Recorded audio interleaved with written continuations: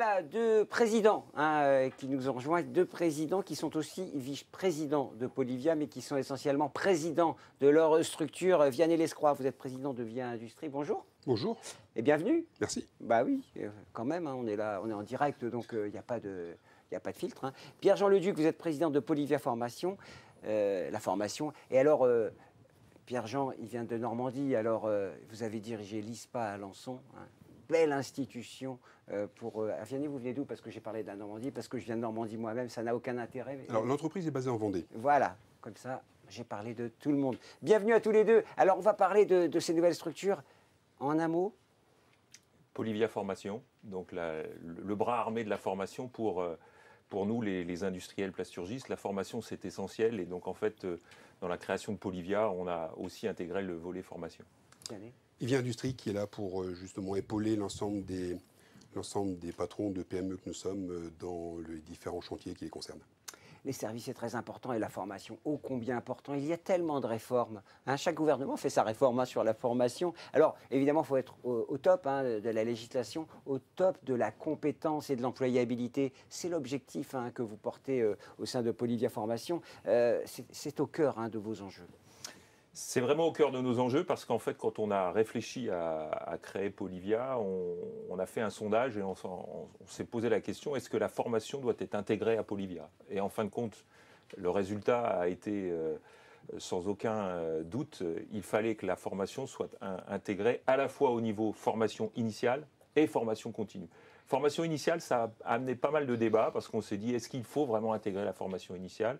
Et en fin de compte, la réforme de la formation a montré qu'il fallait vraiment qu'on intègre à la fois FI, formation initiale, FC, formation continue. De toute façon, il y a un continuum. Il y a un continuum, la formation tout au long de la vie. Ben oui, bien sûr, c'est la formation tout au long. Vous l'avez parfaitement intégré, ça. On l'a totalement intégré et c'était aussi un des points communs qu'il y avait dans les structures existantes, c'est qu'on avait déjà ces deux volets. La question, c'est est-ce qu'on les associait ou pas et comment on les associait.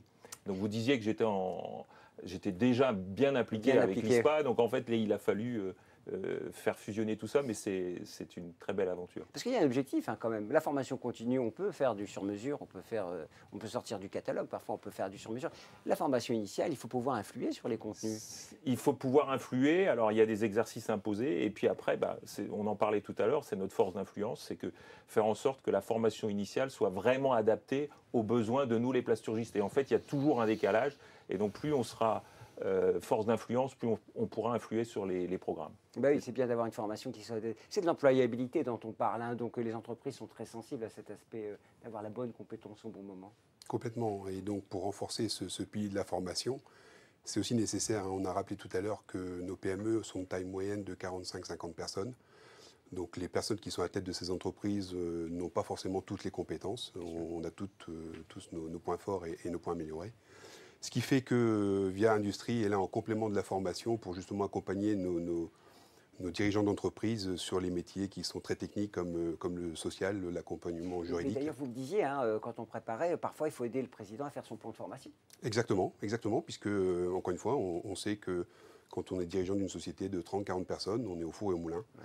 On n'a pas forcément toutes les compétences. Tout, c'est vrai, ouais. Et donc, on a besoin de ces points d'appui qui sont offerts par soit Polivia Formation, soit par Via Industrie, pour justement nous accompagner pour le développement. Mais justement, comment s'inscrit, qu'est-ce que vous proposez? Parce qu'on l'a vu, il y a des réponses ponctuelles sur des demandes. Oui. Et comment s'inscrivent les offres de services de Via Industrie?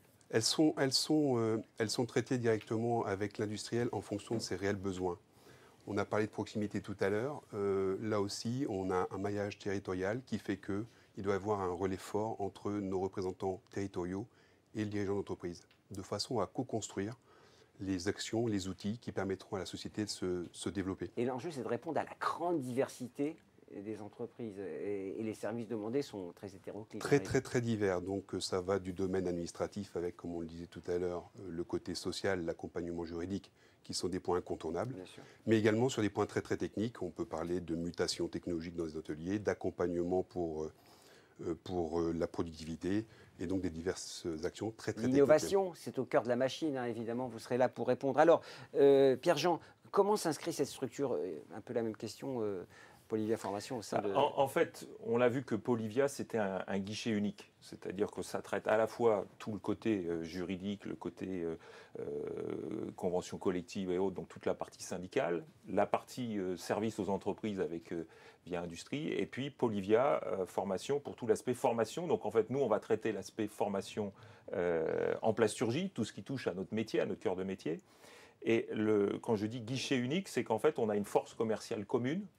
Et les 23 directeurs territoriaux et régionaux vont en fait être nos commerciaux, notre force commerciale pour aller démarcher chacune des entreprises et leur demander ce dont ils ont besoin. Donc c'est là où quelque part on chasse en meute. Hein. Les besoins des uns vont quelque part s'additionner. Donc dans le cadre de la formation continue, on va pouvoir faire des programmes qui vont être totalement adapté aux besoins d'un groupe d'entreprises, ou alors faire de l'intra, directement créer un programme pour une entreprise spécifique. Et puis la formation initiale, elle est là pour aussi mettre à disposition des apprentis. Cette année, c'est 651 apprentis qui rentrent dans l'univers. C'est important l'apprentissage. Faites un petit zoom sur l'apprentissage. L'apprentissage pour nous, c'est essentiel parce qu'en fait, c'est les pépinières des gens qui vont rentrer dans nos entreprises. Mais c'est aussi essentiel que les entreprises s'impliquent à prendre des apprentis. Donc en fait, ça marche dans les deux sens. Il faut qu'on soit à la fois attractif, et ça c'est le rôle de Polivia, faire en sorte que la plasturgie soit un secteur attractif. Et puis nous, Polivia Formation, il faut qu'on soit capable d'apporter une formation qui soit adaptée, mais aussi trouver des entreprises d'accueil. Et donc là, ça marche dans les deux sens. Et comme nous, on est des industriels, en fait, on est à la manette et c'est aussi à nous d'accueillir ces entreprises. Sur l'actualité, on parle beaucoup les entreprises jouent plutôt le jeu en termes d'apprentissage. Oui. Bien. Alors ça marche très bien. La rentrée de septembre était encore une bonne rentrée malgré tout le contexte. Oui. Là, on vise encore une rentrée 2021 avec plus 18% d'apprentis. Donc en fait, ça marche très bien. Mais après, il faut aussi les accueillir. Donc en fait, là, je fais appel aux entreprises.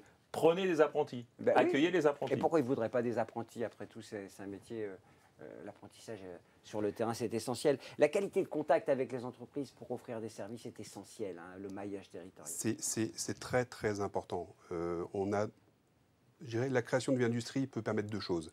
D'une part, par le maillage territorial, d'avoir une proximité très, très forte et donc une bonne écoute des dirigeants, et une bonne définition des besoins qui sont utiles pour les mutations qui sont à venir, en particulier dans ces moments qui sont très difficiles.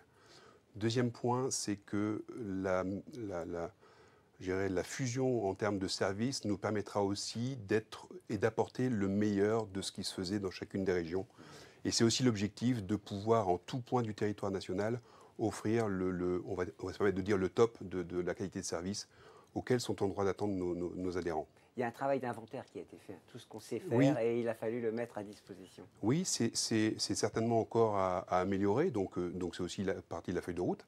Et puis il y a une partie, on ne sait pas. Il y a les services, ils sont en construction, j'imagine. Voilà, on parle de mutation, il y a énormément de choses qui se passent au niveau du numérique, on parle énormément de mutation numérique, donc il y a encore plein de choses qui sont à découvrir. Aussi et encore dans les PME, puisqu'on sait très bien qu'on est un petit peu à la traîne par rapport à d'autres sociétés. Donc oui, il y a plein de chantiers à ouvrir aussi sur le complément de service apporté. Alors, comment s'inscrivent ces deux structures dans le dispositif global Polivia? Il y a sans doute, j'en parlais avec Emmanuel tout à l'heure en introduction, une volonté de couvrir le territoire, qu'il n'y ait pas de zone blanche. Tout le monde sera traité sur un pied d'égalité. Alors, comme on l'a vu, il y a une force commerciale commune.